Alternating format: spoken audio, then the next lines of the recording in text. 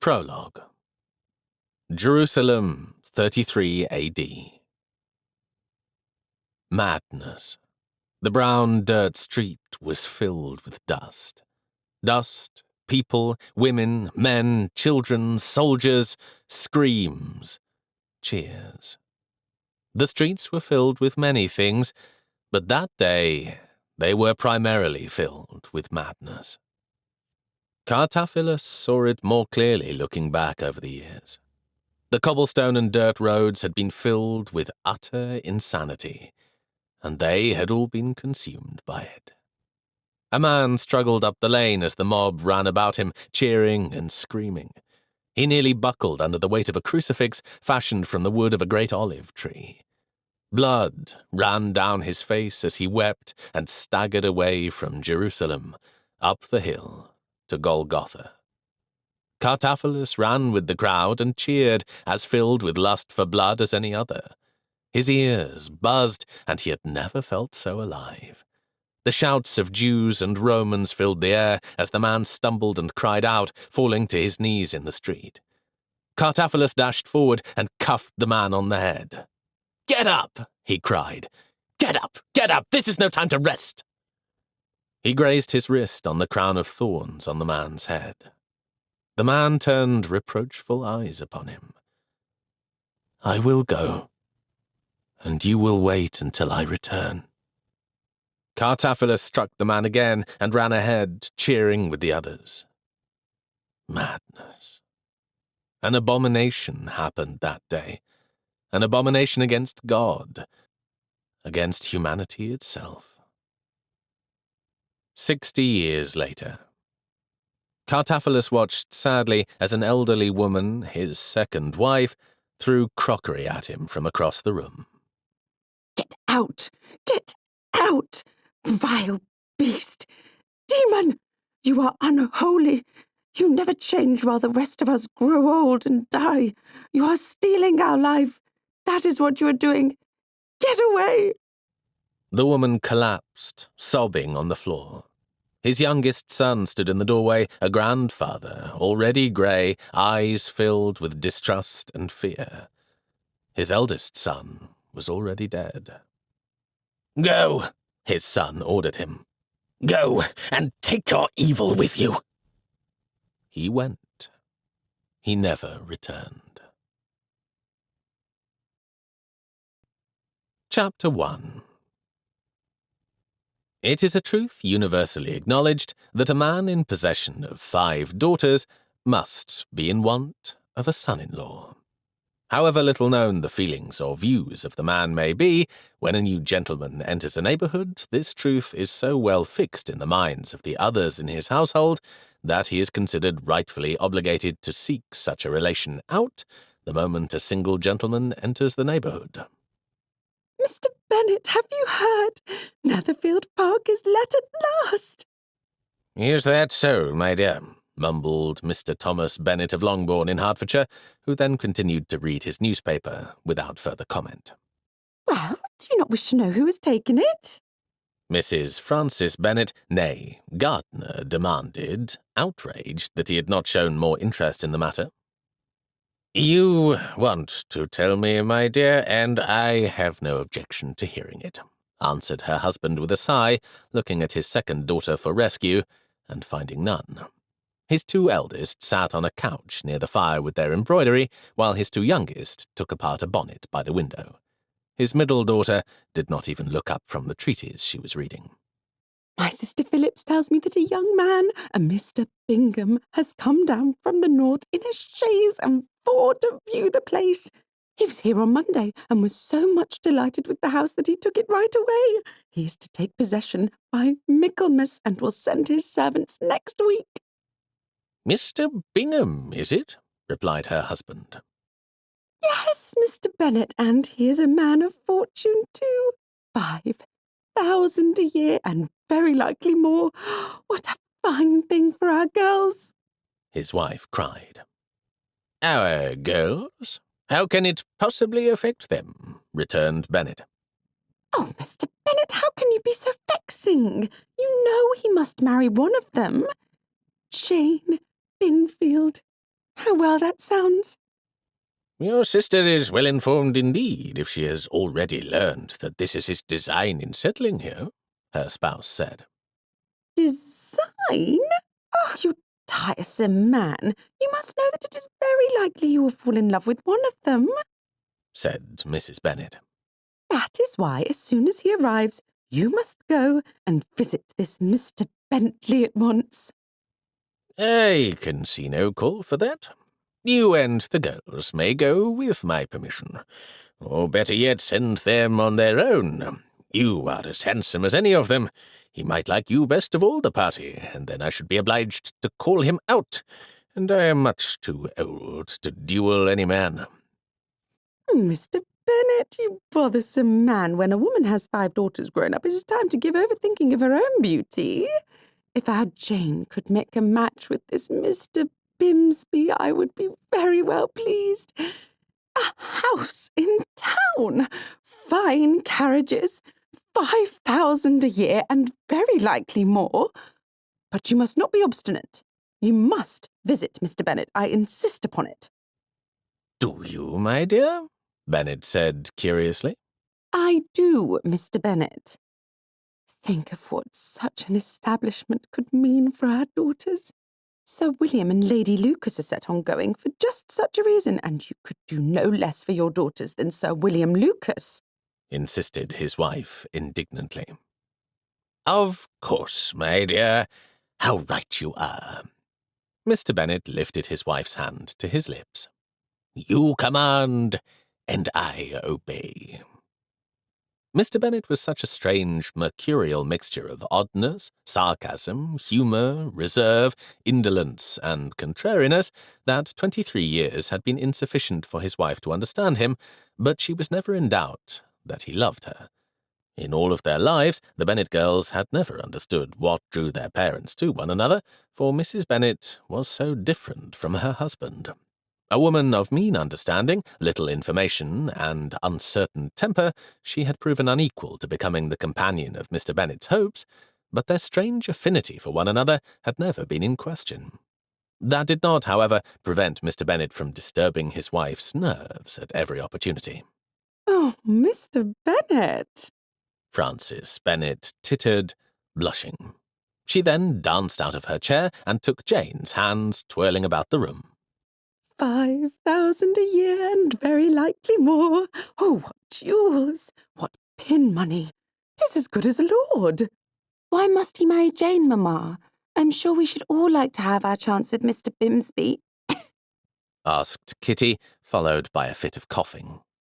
Oh, Kitty, hush. Who wants to marry a girl who does nothing but cough, you vexing child? You should be grateful that your sister is so beautiful. Lord knows it cannot be for nothing. She will improve all of your fortunes, and you should be grateful, Mrs. Bennet admonished. I'm certain that if the gentleman selects a lady from Meryton, that she will be all that is lovely and worthy, said Jane serenely as she clipped her thread with a pair of tiny silver scissors gifted to her by her father on her 16th birthday, which she carried on a long chain about her neck so as to prevent their loss. All my sisters are lovely, and this new gentleman would be fortunate if he were to earn the affection of any of them. Mrs. Bennet declared that they would all be the death of her poor nerves. Mr. Benson was intended for Jane. It was already decided in her mind. The business of her life was to get her daughters married, and Jane was her greatest hope. Once she was well married, she would be in a position to help her sisters. Mr. Bingley arrived amidst a cloud of gossip. Some houses had heard the party would arrive with 5 ladies and 12 gentlemen, and others insisted it was 7 ladies and 10 gentlemen. This was far too many ladies to satisfy the female population of Meryton. It was not that the residents were unfriendly, but enough competition existed for husbands. A large party of gentlemen would be a boon for the ladies of the village, particularly if they arrived in time for the assembly. It was Mr. Bennet who dashed his wife's hope for such a party of single men. The visit had been undertaken as demanded. Mr. Bennet had it under good authority from Mr. Bingley himself that he was to travel to London and return directly with 2 ladies and 2 other gentlemen. Two of the party were already a married couple, so there would be only 2 single gentlemen to be fought over by the ladies of the village. Mr. Bingley had promised to make every effort to return in time for the assembly, and so there was a great rush to the haberdashery for shoe roses, evening gloves, ribbons, and every other manner of adornment that might distinguish a lady from her companions. The Bennet sisters assisted one another as usual, though Mrs. Bennet did Jane's hair herself. Lydia was better with coiffures, although no one dared test their mother's nerves by telling her this. One might have thought that there was only one daughter in the house, so much attention was paid to her eldest. The other girls did very well on their own, and with each other's help. None of them, save Jane and Kitty, who always wished for her mother's attention and received but little of it, had the temperament to be fussed over by their mother in any case. Mr. Bennet proved correct when the Netherfield party entered the Meryton Assembly Hall, and the party only included the 5 promised guests. He did his duty in introducing the young man to his family, then took himself off to the card-room. Mr. Bingley was handsome and gentlemanly, recommending himself to everyone with his pleasing features and guileless manners. He was determined to be pleased, and so he was. No one could take exception to his address. He acquainted himself with everyone in the room of any note in a trice, though not before making promises to stand up with Charlotte Lucas for the first dance, Jane the second, and Elizabeth the third. He declared himself grieved that the ball ended before midnight, and the entire room was in agreement that he was a genial and capital gentleman whom everyone in Meryton would be happy to know better, particularly Jane Bennet. The better-looking of his 2 male companions, Mr. Darcy, drew the attention of the room quickly with his height and handsome features. He wore black, but it did not look severe on him. If anything, he was exceedingly elegant and carried himself with a noble bearing. He was much admired for some part of the evening, until his dedication to holding up the wall and ignoring the ladies led the company to decide that he was proud, above his company, and not worth the trouble of knowing. The 3rd gentleman was hardly worth mentioning.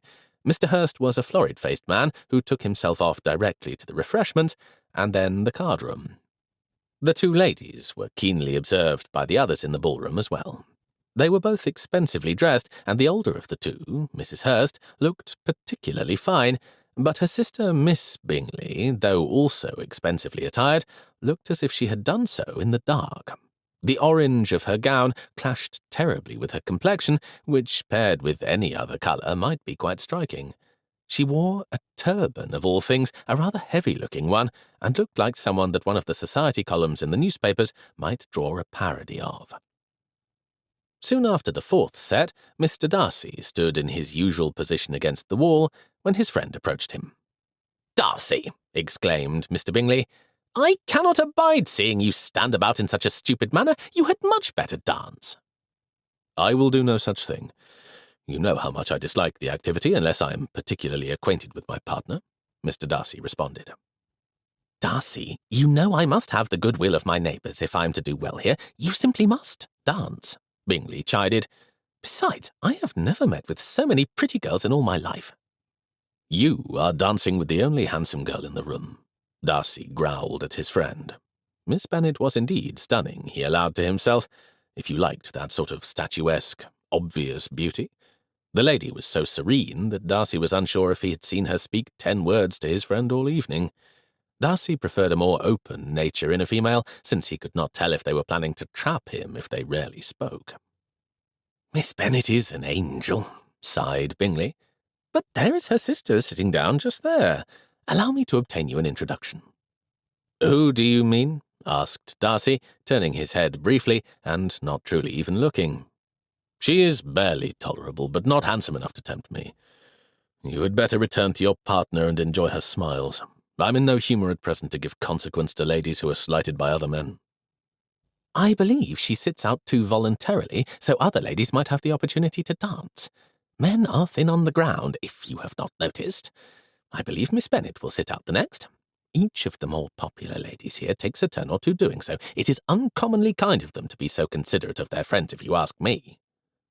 Bingley refused to leave Darcy to his reflections, and insisted that he join Bingley and Miss Bennet in conversation until the next dance. "You must at least have some conversation, Darcy," he hissed. "I never show you to such disadvantage when I am your guest." Darcy berated himself as he followed his friend. Bingley was correct. Perhaps it was good of Darcy to introduce Bingley to his society, but Bingley never shamed him. Bingley was every hostess's dream guest, friendly, obliging, willing to dance and be merry, and it was possible to sit him next to nearly anyone without difficulty at dinner. Just because it was his friend's natural disposition did not change the fact that Bingley was a good friend, and Darcy must strive to show him to the best advantage. He deserved that much. Mrs. Bennet lost no time in approaching them as they joined Miss Bennet and monopolized the conversation. Another of her daughters approached them, looking concerned at her mother's refusal to allow the young people to talk, but Mrs. Bennet chattered on about the neighbourhood and the ladies in it, when Mr. Bingley announced that their friend, Miss Lucas, was a most friendly and obliging young woman. "Oh, it is a pity that Miss Lucas is not more beautiful," sighed Mrs. Bennet. "Mamma," exclaimed Miss Elizabeth Bennet. "oh, Lizzie, you will never admit that she is plain, and I take no pleasure in saying what is obvious to everyone. I do not wish her to be so. I am sure I would like to see Miss Lucas well settled just as much as anybody. But it is my Jane who is considered the beauty of Meryton." Darcy observed Miss Bennet's face drain of colour, but her features did not so much as twitch a muscle. She remained entirely serene, but he believed he knew a mask when he saw one. Like himself, here was one who was used to being singled out for attention, and thus never showed her feelings. He hoped his friend would be able to make heads or tails of such a woman. The next set started, and Elizabeth was approached by her next partner. Chapter 2. Miss Bennet refused to let Bingley sit out with her. She insisted that she sat out to give other ladies a chance to dance, and it would give her great pleasure to see him stand up with Miss Goulding. It was indeed an uncommonly kind practice. Darcy could hear Mrs. Bennet chastising her soundly for it as he and his friend went their separate ways. Bingley approached another local lady, Miss Goulding presumably, and Darcy returned to standing at the edge of the room. "I am a stupid ass," he thought to himself.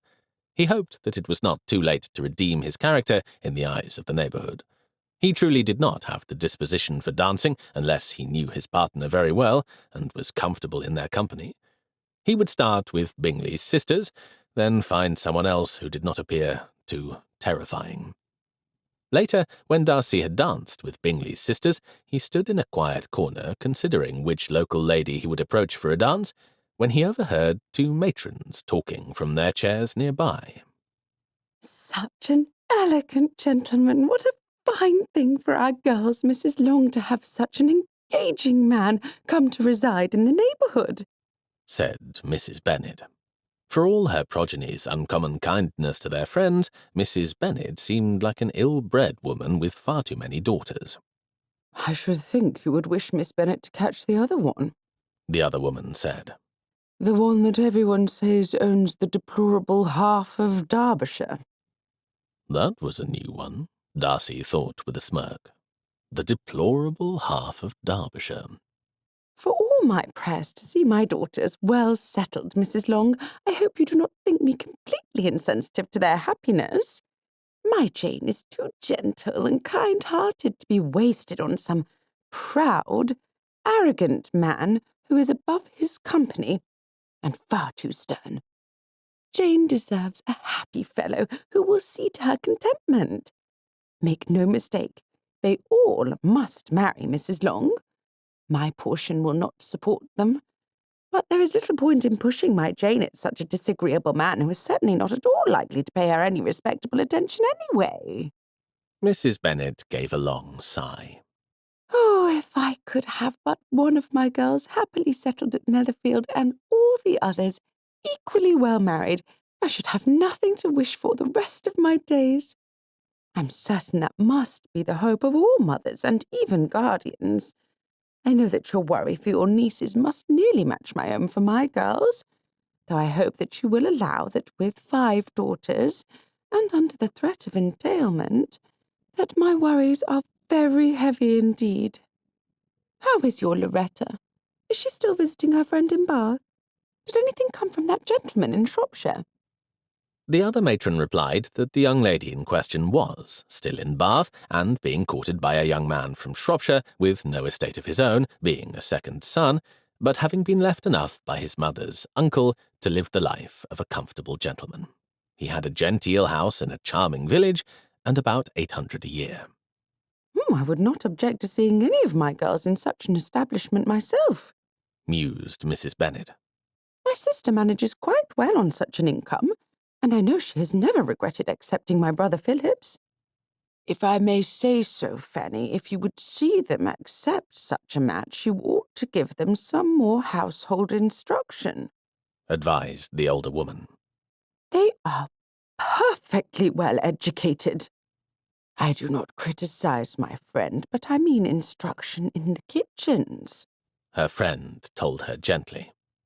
It is well known that while you are the finest hostess in the country, and all your daughters have been raised to help on the estate as a gentlewoman should, they have had nothing to do with that sort of work. Nor should they, exclaimed Mrs. Bennet. But if you do not mind them living in smaller households, you should educate them to such a life. The wives of such men often find themselves helping here and there in the house. I assure you, I find it no burden to help with the kneading on baking day, explained her friend.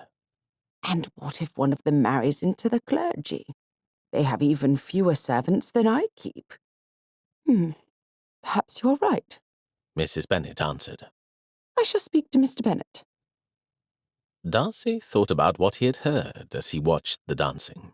He had immediately taken Mrs. Bennet to be a fortune hunter when he met her, but it seemed that she only wished for her daughters to be happy and safe. This was a much more wholesome sentiment than most matrons in town, who mostly hunted for connections and fortune for their daughters on the marriage mart. The sheer number of young women each year wedded without regard to their feelings or future happiness to lechers, rakes, and bounders for the sake of connections alone was appalling. Mrs. Bennet had immediately dismissed him as too unattainable, too proud, too disagreeable for her daughter's disposition. He did not think he had ever met a mother who had expressed such a sentiment. As a matter of fact, he had often placed himself just close enough to Bingley's angels to see how they and their mothers would react to him, and Bingley had found himself well rid of several fortune hunters in this manner. Miss Bennet had not spared Darcy a second glance once introduced to his friend, and her mother, of all people, seemed to have even less interest in his matrimonial concerns. Darcy could agree with Mrs. Bennet on another matter, too. He knew from experience that any parent or guardian of a young girl ought to hope against hope that their charges might make a secure and happy match. As the guardian of his young sister, he wished the same thing, fervently. Mrs. Bennet might be loud and coarse, but she had true affection for her daughters and a regard for their welfare that was very endearing. It was obvious that the Bennets were a fine country family. He would think more kindly of Mrs. Bennet in the future. His own father had similar sentiments, and so did his mother. Neither the Darcys nor the Fitzwilliams had been in the habit of marrying down. No Darcy had done so for generations, and George Darcy had been profoundly affected by the misery of his parents. He was genuinely grateful that the woman who completed him had also met his father's requirements. Lady Anne had fought hard for her family to accept her choice. Thankfully, her brother was on her side, because once their sister Catherine had failed to turn George Darcy's attention to herself, she had turned against him entirely and had fought against her sister marrying the man. The only reason Anne Fitzwilliam had been permitted to accept was because her father had died and her brother approved the match. His concession for his sister's happiness had caused a break in the family. The Dowager Lady Matlock had moved to their estate in Scotland, and Catherine did not speak to him nor Anne for some years. Not until she had borne a daughter, and her husband and her mother had died, did she seek a reconciliation. George Darcy and Lady Anne had found great happiness in their match, and always expressed their hopes that their children would do so as well. In fact, Darcy's father had promoted his match to a local gentleman's daughter shortly before he died. Darcy had not been in love with the young woman, but he had liked her very well. His ailing father had expressed a desire to see him wed to a charming girl before he passed, and Darcy might have sacrificed his happiness to see his father content and asked her, but the young lady had caught scarlet fever and died. Her father had not been poor, but nor had he been rich. The man was a salt-of-the-earth gentleman farmer of perhaps 3,000 a year, just like hundreds of others like him who were the pillars of many local societies throughout England. It was true that Darcy's disposition was ruined. Being hunted by the cold and often conniving fortune-hunters of the temps had jaded him. He never spoke to unmarried ladies or their mammas, he rarely danced, and he never placed himself in any position that could be even slightly compromising. On a dance floor, a lady might pretend to trip and fall, a loose seam might be torn, and one might be compromised in plain sight. Instead, Darcy never left the ballroom, though he was rarely caught close to the dance floor. Instead, he remained in plain sight, but leaned up against a wall by himself, where he could not be drawn into trouble. He chastised himself now. This was not a London ballroom. Certainly one might be compromised in the country, but there was far less danger amongst the people here. He cursed himself for his behaviour. If he never engaged with society, then he would never fulfil his parents' dream, and he would never find a partner for himself, nor a friendly and warm confidant for his sister. He asked Miss Lucas to dance, and then Miss Edwina Long, who seemed petrified of him. At the end, he asked Miss Elizabeth Bennet for the last, which she declined, and then sat out. He was perplexed. The lady had sat out 2 dances already, and did not look at all like a wilting violet. Acquiring him as a partner for the last dance must be a feather in her cap, yet she did not seem at all enamoured of the idea. Bingley did dance the last, again with Miss Bennet, distinguishing her amongst her companions by selecting only her for a second set. As Bingley led her to the floor, she was quiet. She had been quiet during their first dance, but this seemed different. She seemed embarrassed.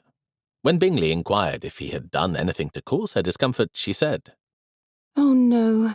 I'm sorry if I made you feel that way. Only, I should not like you to think that my mother is at all disdainful of Miss Lucas. Her words tonight did not show her to advantage. She did not express herself well. I am certain that my mother meant to convey concern for my friend, rather than any scorn for her looks. Charlotte is very dear to all of us." "Your friend is everything that is intelligent and amusing. I am certain that her eventual match will be all that is delightful, and she will be no less happy for having waited for it," Bingley assured her. "I am acquainted with matchmaking, mammas. My own mamma's concern for the daughters of her friends was no less than she held for my sisters." "Charlotte will make a delightful match some day. I'm sure of it," breathed Jane in relief that the man did not hold her mother in disdain. "I doubt that I ever shall, but I do wish it very much for my friend." "Why, Miss Bennet, why ever should you not marry?" gasped Bingley in shock. "It does not behove me to point out my mother's behaviour, but she must see that she is desperate. Her intentions are good, and she wishes for all of us to be happy, but her fear of the entail on my father's estate is strong indeed. She tends to drive gentlemen away rather than the opposite," Jane said diplomatically. "Believe it or not, we have something in common," said Bingley. "My sisters believe that they must approve my match so that it brings them the connections they want. The sort of woman they wish me to wed is exactly the sort of woman I run from, but they frighten away every lady that I even suspect might suit me." "Imagine if your mother sat in the corner, declaring to all that she expects the gentleman that you only just met will marry you within a fortnight, and then throw your sisters into the paths of other rich men." Jane exclaimed in laughter.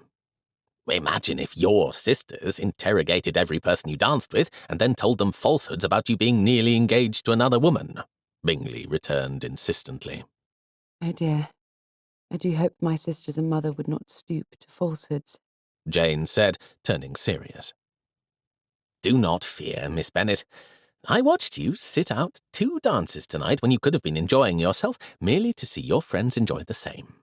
Some gentleman will surely recognise your kindness and goodness, and make you his wife even sooner than the fortnight that your mother dreams of," Bingley assured her. Jane frowned. I do hope not. I would prefer a much longer courtship. I would like to know my husband well before I even consider marriage. I've always hoped for a marriage of true affection. "As have I," Bingley agreed. "You know, these ladies and gentlemen that have fled from our families are terribly short-sighted. There is no need for difficult relations to be an impediment if two people like one another well enough.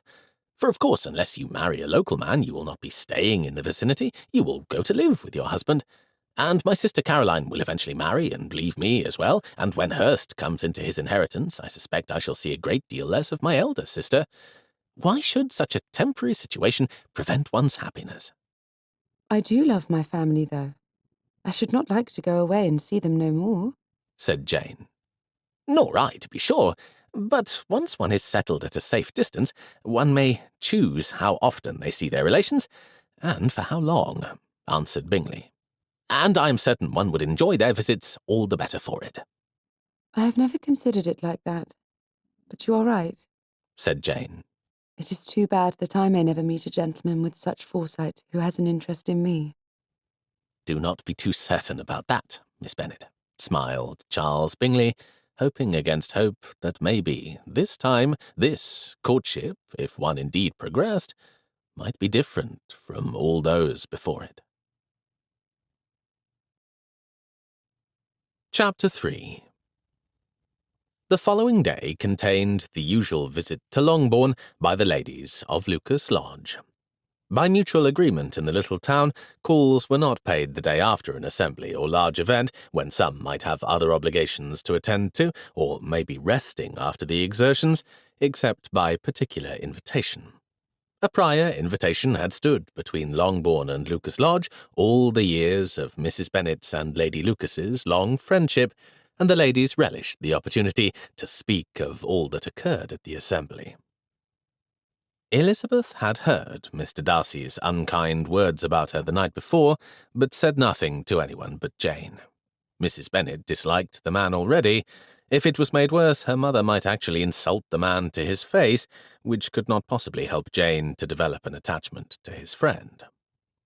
Not only that, but Mrs. Bennet would spread the tale far and wide, and though Elizabeth knew that her mother did not consider her as handsome as Jane, she did not wish to hear the matter spoken of at length by the entire village.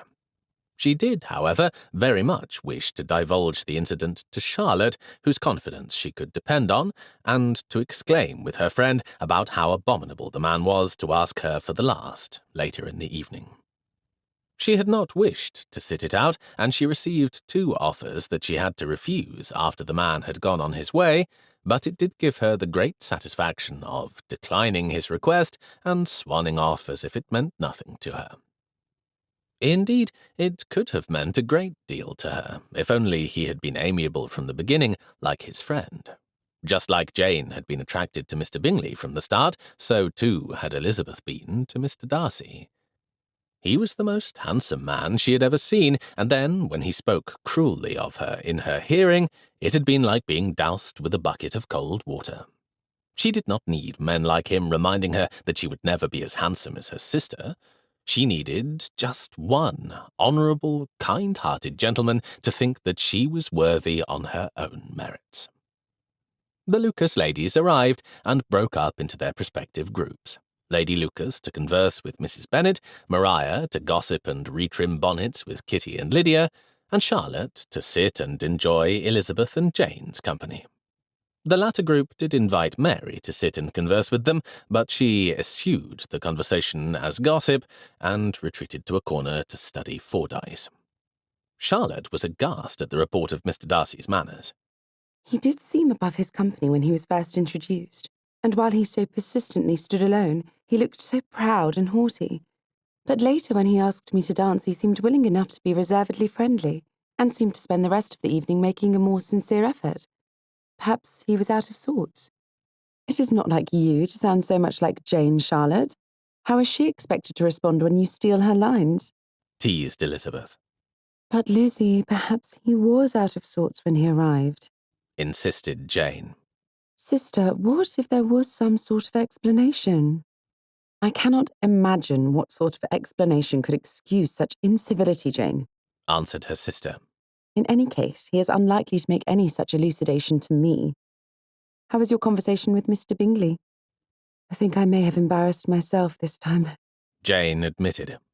You recall that Mamma said something unpleasant and embarrassing in his presence. Well, I worried and brooded over it until the end of the evening.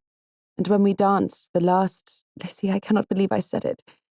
But I said that I did not think I would ever be married with Mamma behaving the way she does. I did not intend it to sound like it did. What must he think of me? Jane related the rest of the conversation to them without relating to Charlotte the remark of Mrs. Bennet's that caused the whole scene, only admitting that Mrs. Bennet had spoken unkindly and unfairly about someone, and the other two ladies quite agreed that instead of disgusting Mr. Bingley, that it sounded like her words had inspired him. Do not worry, Jane. I believe you will be married to a handsome, kind gentleman, and living a safe distance from Hertfordshire sooner than you imagine, laughed Elizabeth. Oh, Lizzie, do not say it like that. It does not sound how he meant it, worried Jane. Elizabeth and Charlotte continued to tease Jane, lightly but kindly, for Jane was so soft-hearted they could never do it with malice. The next day, Mr. Bingley called, accompanied by Mr. Darcy, who was determined to give a better impression of himself in the neighbourhood than he had previously done. He vowed to accompany Bingley on all of his calls, not having anything else to do anyway. The ladies of the house refused to pay calls on the locals, and Darcy wished to help his friend retain his good reputation in the neighbourhood. A walk was suggested, and Elizabeth was volunteered to chaperone, though she had already walked for more than an hour at dawn. Still, of her sisters, she was the most likely not to tire quickly, and would embarrass Jane the least, so she made the sacrifice for Jane's sake to walk behind with Mr. Darcy. It was odd, given the way he had insulted her at the assembly, but the man must be exceedingly bored, for he peppered her with questions about herself, punctuated with long, awkward silences. Elizabeth wondered if the man planned to write her biography, but answered his questions because she could think of no other alternative. She imagined that he used her answers to shore up an immovable dislike of her, and that he only questioned her to find fault in her answers. These walks and conversations went on for 3 days before the entire party from Netherfield attended a dinner at Longbourn. Mrs. Bennet was an incomparable hostess, and Elizabeth felt proud of her, or would have been if her mother had not spent the entire evening attempting to bring attention to Jane, who, in turn, acted more and more reserved. Somehow they got through the evening, and it seemed as if Mr. Bingley had noticed none of it except Jane, but Elizabeth felt certain that his sisters did, for they exchanged many pointed looks over the course of the evening. The two ladies spent the evening behaving disdainfully, as if the food upon their plates was inedible. If it was, the men did not notice, for they ate with relish, even Mr. Darcy, who complimented her mother on the pheasant, and said that his cook at Pemberley would be in her debt if her cook would share the receipt. Mrs. Bennet blushed, and Elizabeth knew what her mother's favourite topic of gossip would be tomorrow. The following morning, at breakfast, Jane received an invitation to Netherfield. As Elizabeth expected, Mrs. Bennet refused Jane the use of the carriage, insisting that the horses were needed on the farm. Poor Jane was obliged to go on horseback, and received a drenching on the way there. The autumn rain was freezing, and by the time she arrived at Netherfield, she had taken quite a chill. Chapter 4. Caroline Bingley was not of a mind to entertain what she saw as a shameless attempt by Jane Bennet to gain attention. Miss Bingley was inclined to tell the butler to close the door in Jane's face and send her straight back to Longbourn. Mrs. Hurst, knowing what such a measure would do to their brother's reputation, had Jane immediately shown to a guest-room with a roaring fire and sent her a gown to wear. Once Jane Bennet was back downstairs, dry and in the drawing-room, she made every effort to engage in pleasant conversation with Mr. Bingley's sisters. Mrs. Hurst was willing to be friendly, though Miss Bingley, still steaming over her guest's presumption, was cold and non-committal. Jane, still chilled from the autumn rain shower, began to wonder why she was even there, or whether she should bother to continue with the evening at all. Should she just request a carriage and return home? Finally, the butler arrived to announce dinner, and the ladies entered the dining-room. It was as Mr. Bingley had described to her. The entire meal was an interrogation from start to finish, her accomplishments, her dowry, her connections. Jane, who was beginning to feel really unwell, was losing her patience with all of the sisters' questions and innuendo. In a rare moment of pique, she began to consider telling fibs and making her connections sound ghastly indeed. By the last course, she had heard so many tales about Mr. Bingley's conquests in town and his affinity for Miss Georgiana Darcy that she decided that she would not stay another minute. These women had no desire to befriend her. They were behaving exactly as their brothers said they did with each of his romantic interests, and she had no inclination to pretend a friendship with anyone who did not mean it. The moment she laid down her fork, she said, My dear friends, I apologize for my dullness, but the chill from the rain has given me a headache. Might I trouble you to send for my father's carriage? The groom was to follow me later in the evening, when the horses had finished their work on the home farm. I wonder that you troubled to go out on horseback at all, Miss Bennet, when it looked for all the world like it should rain, answered Caroline Bingley. This is England, Miss Bingley. It always looks like it will rain, answered Jane serenely, refusing to be ruffled. If one was to stay in every time the skies were grey, no one should ever leave the house. But I do thank you so much for your hospitality, and I apologise that I am not equal to staying an hour or two in your lovely music room. Mrs. Hurst sent the footman with the order for the carriage, and shortly thereafter the ladies made their way to the hall. Miss Bennet, I have no wish to insult you, but you look exceedingly unwell. You should retire upstairs and stay the night. If you are still feeling ill in the morning, we should be glad to send for the apothecary. Your colour is high indeed. I fear for your health. Mrs. Hurst did not like Miss Bennet as a possible match for her brother, but the young lady looked feverish indeed, and she had no desire to be held responsible by her brother if the woman fell severely ill, and his sisters had not extended every hospitality. Louisa wanted Charles to marry someone who would bring better connections to her and her husband, and who would throw Caroline into the paths of rich men, else they should never be rid of their younger sister. Oh, my dear Mrs. Hurst, I would not dream of putting you out. I simply must return home. The journey is not long, and I will rest better in my own bed, Jane insisted. At this there was a clatter in the drive, but it was the gentleman, and not Miss Bennet's carriage. The men entered as Mrs. Hurst continued to fret over Jane's appearance, and Miss Bingley argued with her sister, snidely insisting that if Miss Bennet did not wish for their hospitality, then they should not extend it. "I am relieved, Miss Bennet, that you did not go out in your father's carriage," exclaimed Mr. Bingley as the men entered the hall, removing their wet outerwear. "Just after we crossed the bridge, it fair swept away. I've never seen anything so terrifying." There is another lane, Mr. Bingley, between our two estates. It is narrow and dark, but there is no bridge. Our coachman John has travelled it many times, in every weather. I shall be quite safe, I assure you. Jane was not quite as certain as she sounded, but she had endured enough from this man's sisters, and refused to allow them to say she had encroached upon their hospitality. Charles, I fear Miss Bennet might be unwell. She was drenched on her way here, and caught a chill, and now she has a headache. Do assist me in persuading her to remain the night. She looks feverish, Mrs. Hurst said insistently to her brother. To be rude to the object of his recent attentions in his absence was one thing. Now that he was here, she knew that to be anything other than solicitous in his presence would be unwise. Her brother had been angry indeed the last time Louisa and Caroline had chased away the lady he was courting, and if he withdrew his invitation for her and Mr. Hurst to live with him, her husband would be displeased with her. "Miss Bennet, my sister is correct. You do look feverish. Please, you must stay the night. You could not be so cruel as to go out into the dark and force me to spend the night worrying for your health and safety." Jane, feeling rather more obstinate than usual after his sister's reception of her, was determined to return to her father's house, and it was on the tip of her tongue to insist, when the pressure in her head suddenly became too much. The room turned white, and she swooned. The following morning a letter was conveyed at breakfast to Longbourn that Jane was desperately feverish and that the apothecary had been sent for.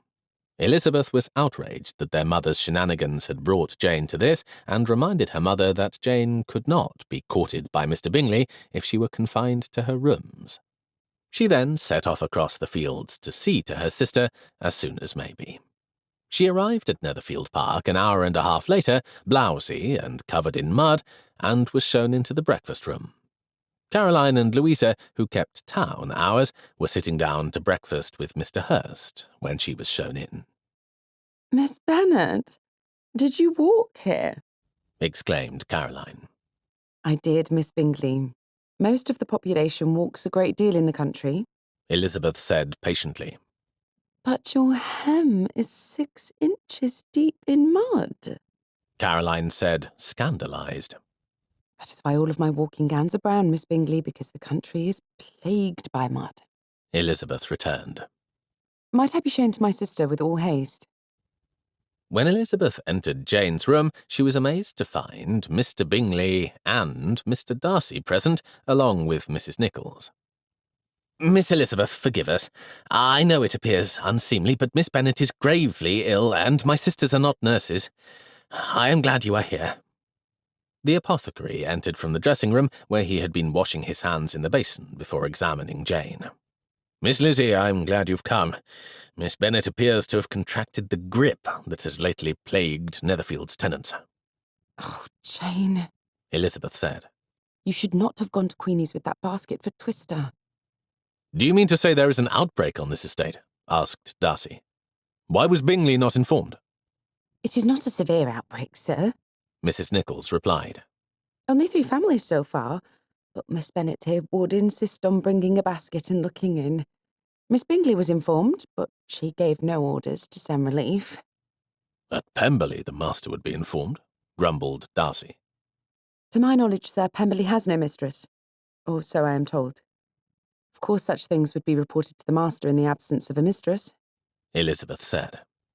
At most estates, unless the outbreak was severe, relief efforts would fall under the purview of your wife, if you had one. You mean to say that Miss Bennet is ill because she attended my tenants due to the neglect of my sister? Cried Bingley. Of course not, sir. This estate has been neglected for many years. Some of the other women in the area visit your tenants regularly and do what they can in the absence of a master. But no one had heard that Miss Bingley had not done her duty. Jane visited your tenants because we have known them for many years. Queenie is the local midwife and delivered all of my mother's children. Jane would have made the visit in any circumstance. Elizabeth assured him.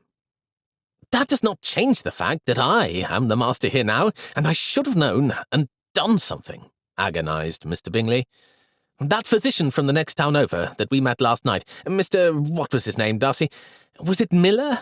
Should we send for him? No, thank you. We shall have no bleeding or purgatives for Miss Bennet, shouted the apothecary in alarm. When the gentleman looked shocked by the man's volume and boldness, Elizabeth explained.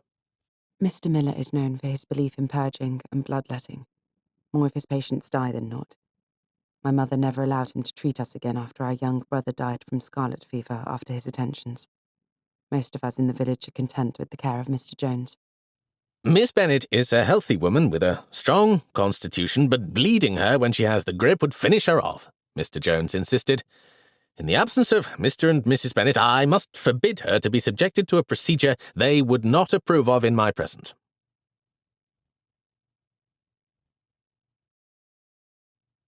Chapter 5.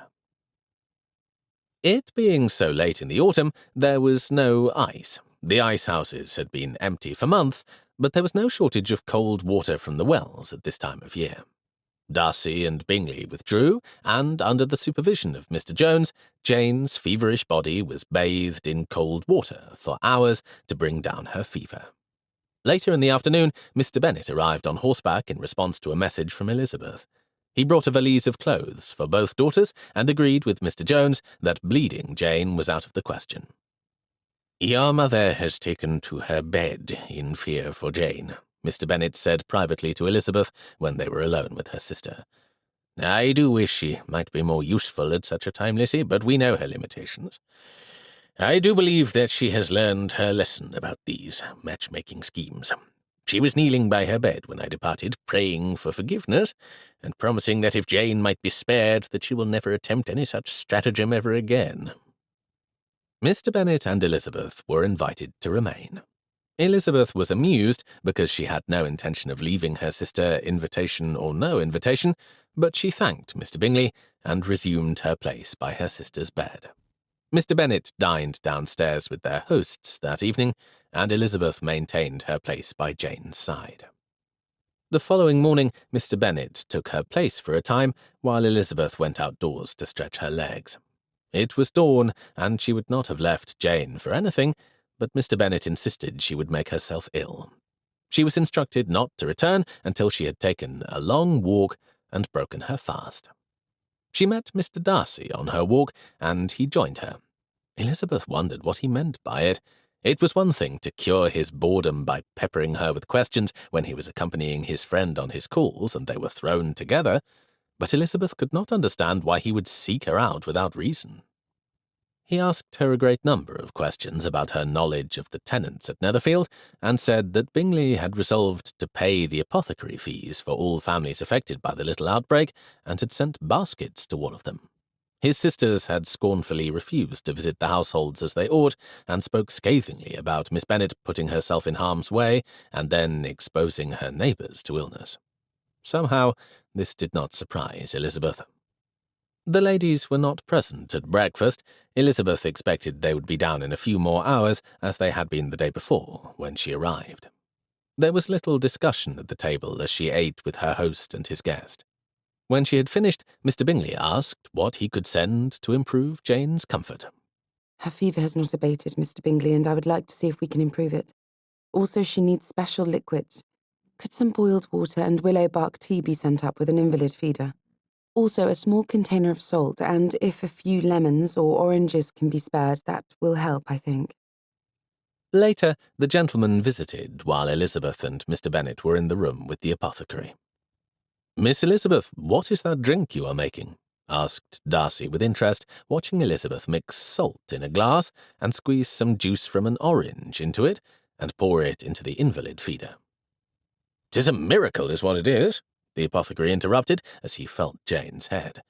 "The fever is lower, Miss Lizzie. That is good."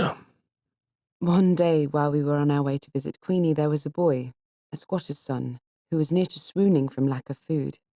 Elizabeth explained. When he fell to his knees, Queenie instructed him to suck on his hand. She told them that your skin has salt in it, and people need salt, and that if you feel giddy, you should suck the salt from your palm.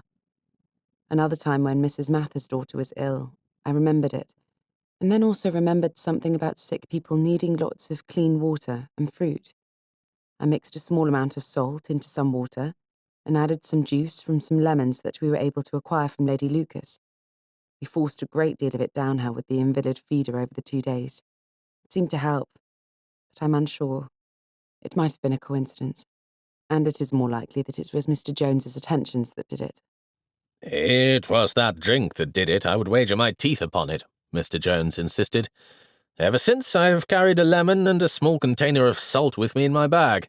You must boil the water, mind. The last thing a sick person requires is another infection brought on by dirty water from a public drinking sort." Mr. Darcy was impressed by Elizabeth's intelligence and dedication to helping others, not only her own sister, but also her father's tenants, those of her neglectful neighbours, and even the children of poor squatters' families.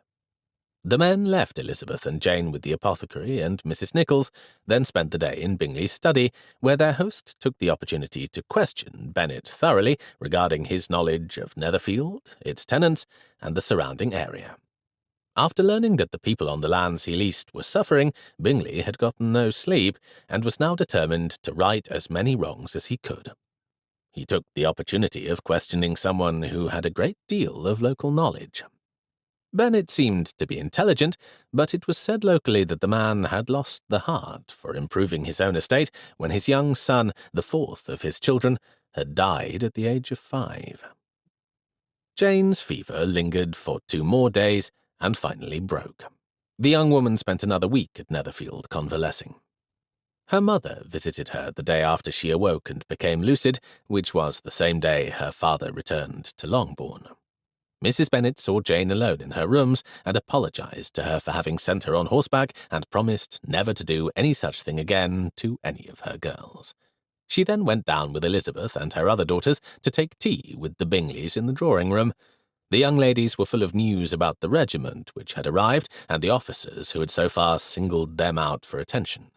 There was soon to be a card party at the home of their aunt and a party at the home of the Lucases as well.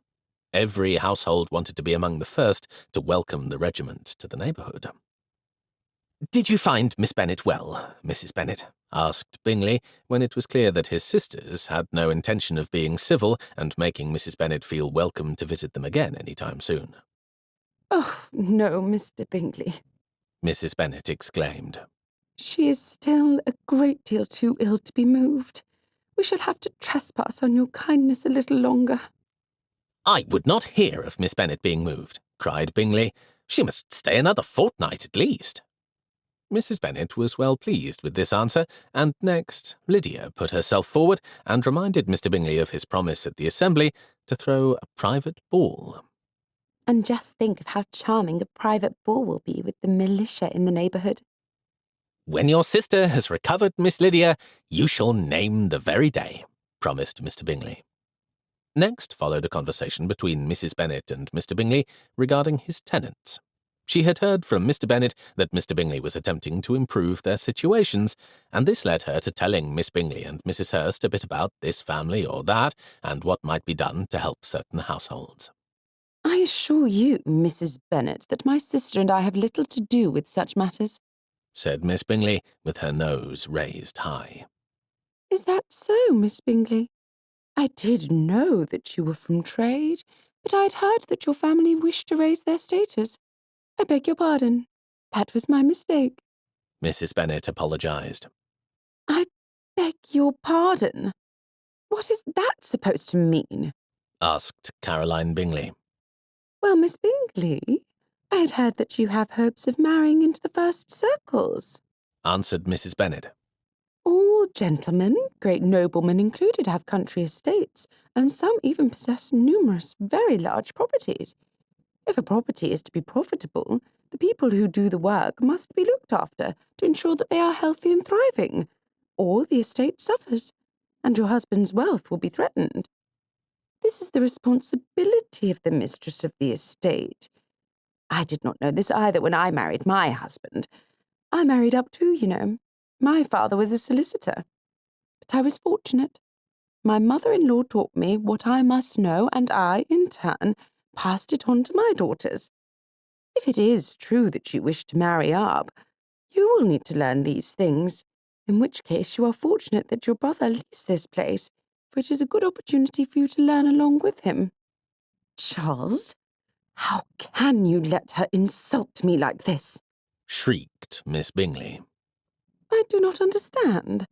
Have I been misinformed?" Asked Mrs. Bennet in confusion. "No, Mrs. Bennet, you have not. It is true that my sisters and I have been raised by the fortunes of my father from trade.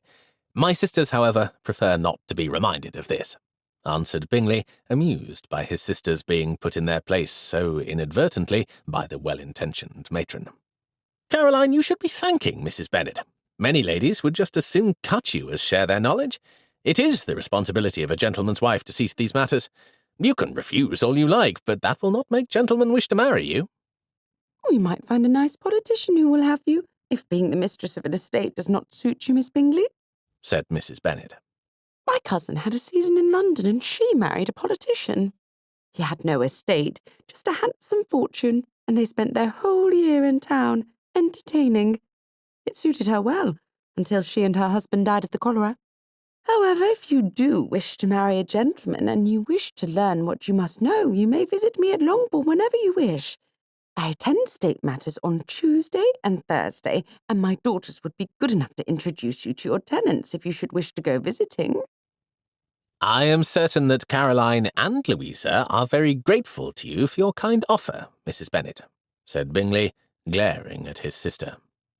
Jane and I visit Netherfield's tenants on the third Wednesday of each month, Miss Bingley, said Elizabeth, not really expecting to be taken up on her offer. You and your sister are welcome to join us. Why on earth would one visit someone else's tenants anyway? Demanded Caroline snidely. Ought you not mind affairs on your own estate? I think what Caroline wishes to say is that you are very good to lend a hand wherever it is needed, Miss Elizabeth, interrupted Bingley, glaring at his sister. Mrs. Hurst shall join you, spoke up Hurst from the corner. Mr. Hurst, I beg your pardon, exclaimed his wife. No point waiting for my parents to die to begin learning, Mrs. Hurst, her husband insisted. It is damned good of Mrs. Bennet to offer. Mrs. Bennet, my wife will be very happy to visit you on a Tuesday or Thursday just as soon as Miss Bennet has recovered and returned to Longbourn. I'm certain Louisa is very interested in meeting the tenants here at Netherfield, Miss Elizabeth. Mrs. Hurst glared at her husband, while Miss Bingley glared at her brother. Mrs. Bennet and her youngest 3 daughters took their leave and departed, and Elizabeth returned upstairs. Jane recovered swiftly after her fever broke. 2 days later, she was able to come downstairs after dinner to spend a pleasant hour in the drawing-room. Elizabeth saw her into a comfortable chair by the fire, where she was attended solicitously by Mr. Bingley, then retreated to a quiet corner with a book. Mr. Darcy was writing a letter, while Miss Bingley and Mr. and Mrs. Hurst played cards. They invited Elizabeth to join them, but she thanked them and declined. Do you prefer reading to cards? How singular, observed Mr. Hurst. Eliza Bennet despises cards, said Miss Bingley. She's a great reader, and has no pleasure in anything else. I deserve no such praise nor such censure, Elizabeth said with a smile. While I do greatly enjoy the written word, I must admit that I take pleasure in many things. What else do you take pleasure in, besides reading and early morning walks? Asked Darcy with interest. I enjoy helping my father with estate matters and visiting our tenants. I also like assisting the rector with church activities, and I do enjoy society. I have been greatly amused at my share of card parties in the village. Tonight, I believe I am too tired for cards, Elizabeth said, stifling a yawn. Jane is restless when she's ill. I have slept little of late. How quaint, mocked Caroline. to be satisfied by such simple pleasures. Elizabeth had the wit to know when she was being insulted. Simple though my pleasures may be, having been born a gentleman's daughter, I suppose one might say I was raised to them, so I am satisfied.